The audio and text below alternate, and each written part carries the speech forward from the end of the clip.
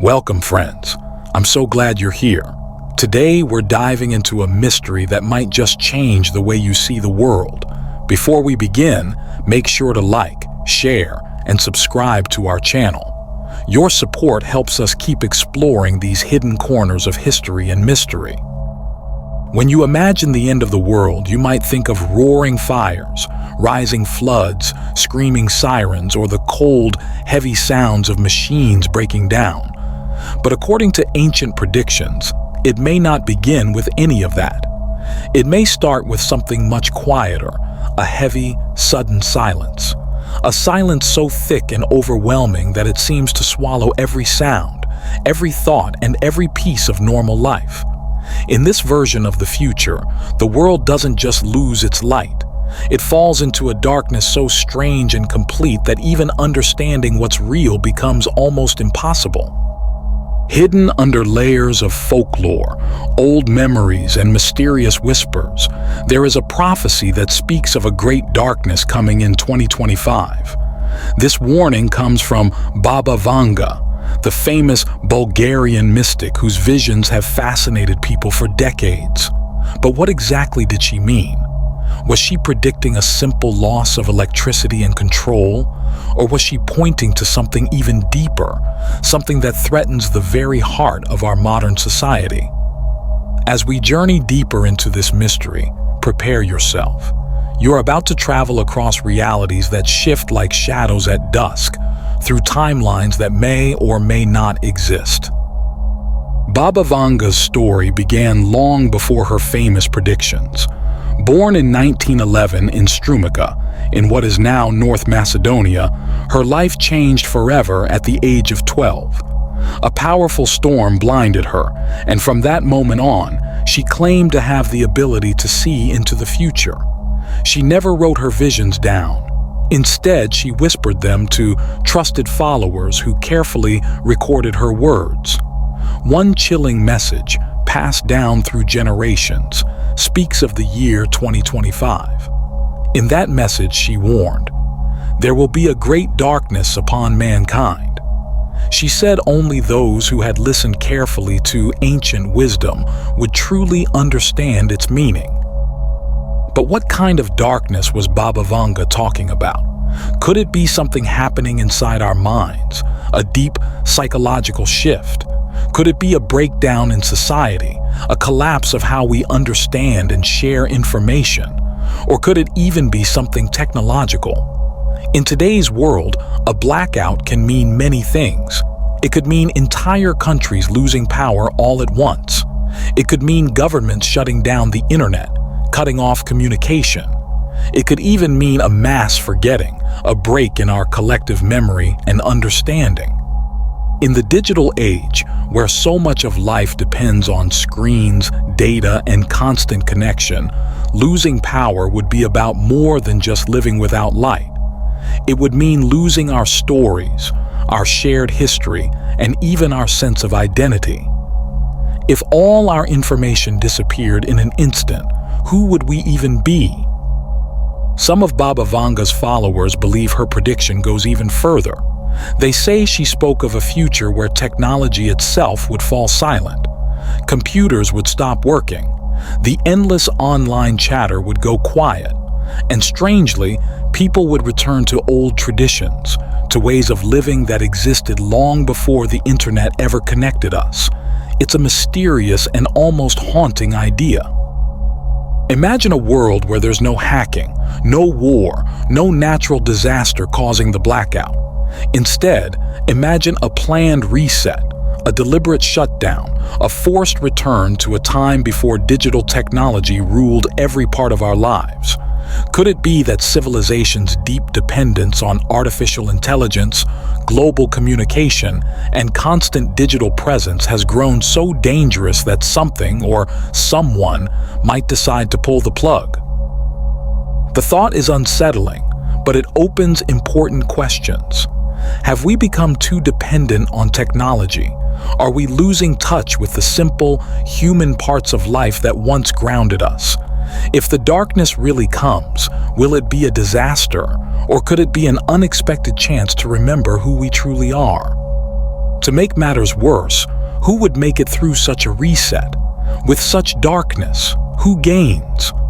Prior blackouts, such as the one that occurred in New York in 2003, or the internet outages in Iran and Myanmar, revealed more than simply discomfort. It was anarchy, looting, and terror. More profound, though, is the knowledge that our entire society is precariously dependent on light and code. Consider a blackout that lasts for weeks rather than hours. Imagine all the satellites stopping once at once. Let's say your phone is permanently signal deficient. Not a single bank, no GPS, no updates, just quiet and darkness. An old entity wakes in such quiet. Baba Vanga's remarks discuss historical voices and a return to traditional practices. She could have been referring to a spiritual awakening, or a swing back towards superstition, tribalism, or survivalism. What if everything disappeared in an instant? Leave a comment with what you think. In a world without light, what would you do first? Think about science. In the modern day, a solar storm similar to the Carrington event of 1859 might destroy power systems and temporarily stop satellites and communications. Increased solar activity is predicted to occur around 2025, according to NASA. Is it cosmic timing or by chance? A cybergeddon, in which adversarial countries or rogue AIs take down whole networks, is a threat that cybersecurity experts warn about. But what if a renegade quantum AI, free from human ethics, chose to eradicate all evidence of digital humanity? Could it be something much more unsettling?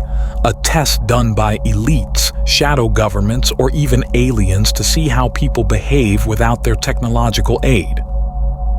Baba Vanga had a strong religious sense. Perhaps the blackout is mental rather than physical, a collective forgetfulness.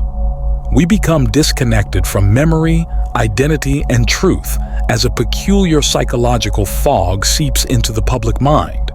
Psychologists have been researching a phenomenon known as global dissociation in recent years, in which large populations show symptoms of altered perception, apathy, and memory loss. Envision that on a worldwide level. Consider a society in which individuals are unable to recall the year, their own names, or the reason they are here. Will the blackout of 2025 serve as a massive wake-up call for some, while sending others spiraling into chaos? Throughout history, countless seers and mystics have hinted at a strange turning point around this time. Baba Vanga, among the most famous visionaries, often spoke of unusual changes unfolding in the middle of the 2020s. Nostradamus warned of a great silence that would spread across the earth. The Hopi elders spoke of a day when the web in the sky, perhaps the internet, satellites, or our invisible digital connections, would break apart. Even today, whispers from mystics and thinkers around the world suggest that a collapse is nearing. It's as if humanity, across cultures and across time, has been urgently trying to tell us that 2025 will not just be another year, but a crucial crossroads, a time when everything we take for granted could unravel, when forgetting the modern world may become necessary, or when one final test of spirit and resilience is at hand. It's astonishing how prophecies, separated by centuries and continents, all seem to converge on this one moment in history. But why? What could trigger such a dramatic return to the old ways of life? Imagine a world without smartphones buzzing constantly in our pockets, without the endless scrolling of the internet.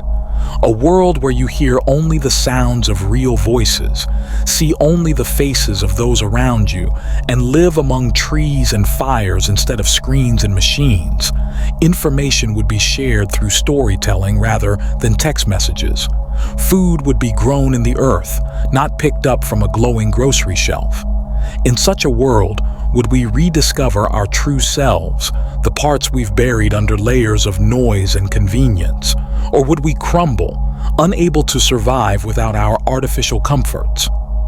Baba Vanga repeatedly assured that after this dark period, light would return, but only for those who paid attention, who adapted, and who remembered what truly matters.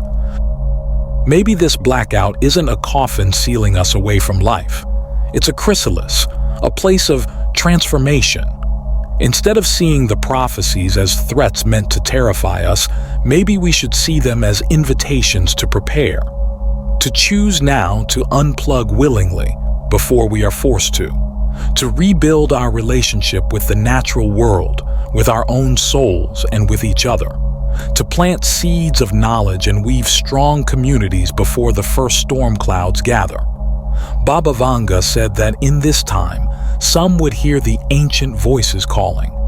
Perhaps those are the voices of our ancestors, reaching out with their timeless wisdom.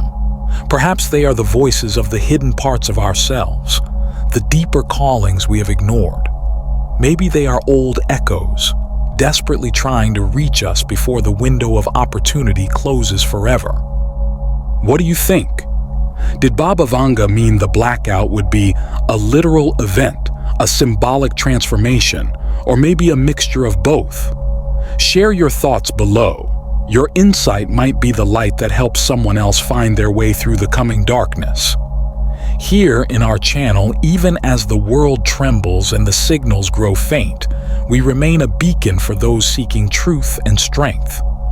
Every prophecy is a map. Every mystery hides a message waiting to be uncovered. If this message stirred something ancient or powerful within you, consider supporting this space with a kind thank you. And don't forget to subscribe, like, and share, especially before the lights begin to flicker. Stay alert, stay grounded, and stay connected. Until next time, keep watching the sky and keep listening for the whispers of what's to come.